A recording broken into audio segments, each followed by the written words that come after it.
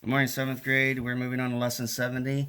I just want to let you know that tomorrow there'll be a test posted on Google Classroom, and then we won't have anything on Friday because of Easter or Monday. So this will be the last time that I'll be doing a video until Tuesday. Today we're going to be doing volume.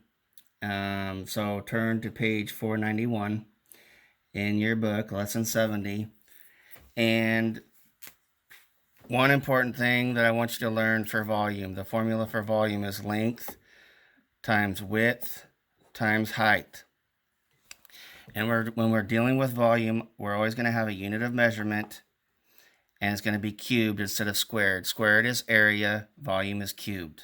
Okay, so remember that formula for volume, length times width times height. So example 2, we want to find the number of 1 centimeter cubes that can be placed inside the rectangular box with the dimensions shown. So we have dimensions there of this cube, or of this prism. It's not a cube, okay? And the base is the 5 times 4, so length times width, and it doesn't matter where you put these numbers. Okay, so 5 times 4 times 3. So 5 times 4 is 20, times 3 is 60 centimeters cubed. That is the volume of that prism right there. Remember that volume is what's the space inside the inside the geometric solids, like we learned in lesson 67 with the geometric solids. The volume is the space that's inside that solid. Okay. So if we wanted to calculate the volume of a tissue box, okay, we would do the length times width times height. Okay, this is for prisms. Okay, so in example 3, there's a cube. Okay, so remember, volume equals length times width times height. So that is simply 4 times 4 times 4. 4 times 4 is 16, times 4 is 64, and the dimensions are in inches because that's what it says in example 3, inches cubed. Okay, that's the volume of that cube. Turning the page.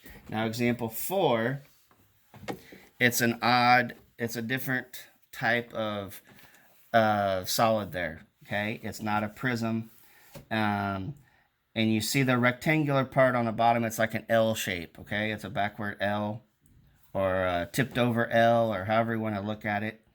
Okay, you have a rectangular prism on the bottom, so you can simply do that by going 8 times 4 times 4, which equals 128 centimeters cubed.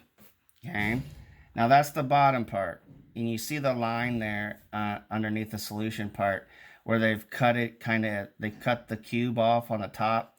So the bottom is a rectangular prism and the top is like a cube.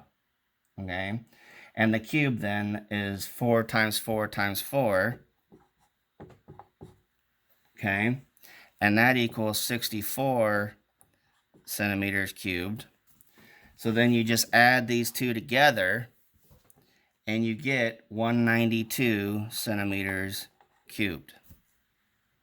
Okay, so you're still using that formula, length times width times height. It's just you're using it on the bottom part of that solid, which is a rectangular prism, and then you're using it on the top part, which is basically a cube. Well, it is a cube on the top part, and then you're adding the two together. You don't want to go 8 times 4 times 8 because you're not gonna, it's gonna be too big because there's a cutout area on the top.